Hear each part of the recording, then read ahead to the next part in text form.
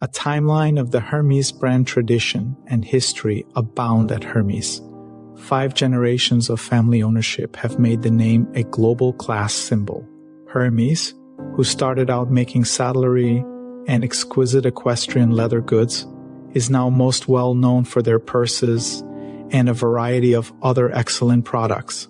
They have undoubtedly come a long way over the last 200 years, and now we delve a bit further into the history of this legendary company. Hermès timeline 1801. Agnese Cunin, a German mother, and Thierry Hermès, a French immigrant father, are born in Krefeld, Germany. Because of its long textile heritage, Krefeld is referred to as Stadt wie Samt und Seide, or City of Velvet and Silk. Thierry Jr. picks up the leather profession and starts creating harnesses when the Hermès family relocates to Pont-Audemer, north of Paris, in 1828. Charles-Émile Hermès, Thierry's first son and future successor to the Hermès throne, is born in 1831. In the Grand Boulevards area of Paris, Thierry Hermès opens the French house of Hermès as a harness factory in 1837. His workshop serves the European nobility. For the carriage trade, the house also crafts bridles and harnesses out of wrought iron. 1855. Hermès' exquisitely made wrought harnesses and bridles are acknowledged. They are awarded the first-class medal of the Paris Exposition, among other honors. At the Paris Expositions Universalis in 1867, Hermès is awarded the first-class medal for the second time.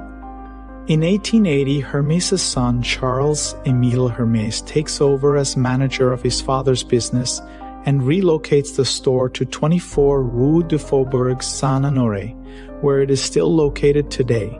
Here he carries on with the Saddler Craftsman and concentrates on global retail sales with lines that serve the aristocracy of North Africa, Asia, the Americas, Europe, and Russia. 1900s, Charles-Émile creates the Haute Courroise bag with his sons Adolphe and Émile Maurice to enable riders to take their saddles with them. After Charles-Émile retires in 1902, his sons Adolphe and Émile Maurice take over the company and rename it Hermès Frères, or Hermès Brothers. 1914, Émile Maurice starts providing saddles to the Russian monarch. The business employs up to 80 saddle artisans. Émile Maurice is therefore the first person in France to introduce the zipper and has exclusive rights to use it on leather items and apparel.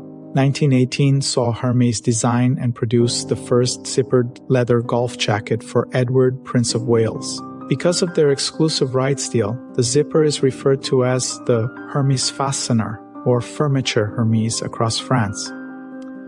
1919, Adolphe Hermès leaves the firm as horse harness and equipment sales fall. Émile Maurice buys his brother out. 1878 sees the death of Thierry Hermès. 1922, Émile Maurice's wife laments not being able to locate a handbag she likes, thus the first leather ones are made. Émile Maurice created the bag herself. It is a smaller version of the Haute Courroise. 1924 saw the opening of 2 new Hermès boutiques in French resorts and a foothold in the US. 1929, Hermès presents the first women's couture clothing line, which is shown in Paris and includes swimwear. 1935 saw the introduction of one of Hermès' most iconic original products, the SAC A Dépêches bag, which would subsequently be dubbed the Kelly bag. 1937, Hermès launches the silk scarf, which stars like Jacqueline Kennedy immediately take to. 1938, the riding jacket and outfit, along with the Jeanne d'Ancre bracelet, are added to the traditional collection. During this period, the designers of the firm also start to get inspiration from books, paintings, and artifacts. 1950, Hermès launches its perfumery business. 1951, Émile Maurice Hermès dies, and Jacqueline Hermès' husband, Robert Dumas Hermès, together with Aline Hermès' husband, Jean-René Garand, a perfumer, inherit the business. Both are Thierry Hermès' great-granddaughters. A painting by French artist Alfred de Druy served as inspiration for Hermès' use of a cliché emblem in the early 1950s. Hermès also starts utilizing their recognizable orange boxes during this period. 1956, Life magazine's front cover has a picture of Grace Kelly, a Hollywood actress who later became a Monaco princess, wearing a army sac à dépêches to conceal her growing tummy. Women are now swarming into Hermès boutiques, requesting the Kelly bag. Hermès rechristens the Seke, depatches the Kelly.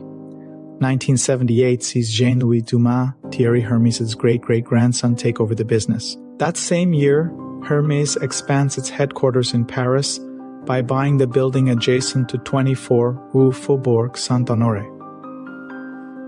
1981, after a fortuitous meeting the year before, the famous Birkin bag, named after British actress Jane Birkin, is unveiled. 2003, Patrick Thomas takes over at Hermès when Jean-Louis Dumas retires. 2007, Hermès extends its main shop in Paris once again with the acquisition of 2008 Rue Faubourg Saint-Honoré.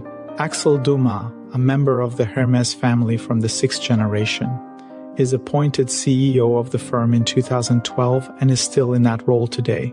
2016, according to a study by NY Elizabeth, for the last 35 years, the famous Birkin bag has outperformed equities and gold as an investment. Today, Hermès sells one silk scarf every 20 seconds. The Birkin bag is the item with the longest waiting list right now, an average of 6 years. The Hermès Group's consolidated revenue amounted to $14.5 billion in 2023. Among the well-known Hermès customers are Madonna, Elle Macpherson, Kim Kardashian, Victoria Beckham, Nicole Kidman, and Julianne Moore. Hermès bags may be purchased at NY Elizabeth in 2 ways. Hermès bags are continually sourced for our auctions and Buy Now marketplace, where Hermès bags are accessible for instant purchase.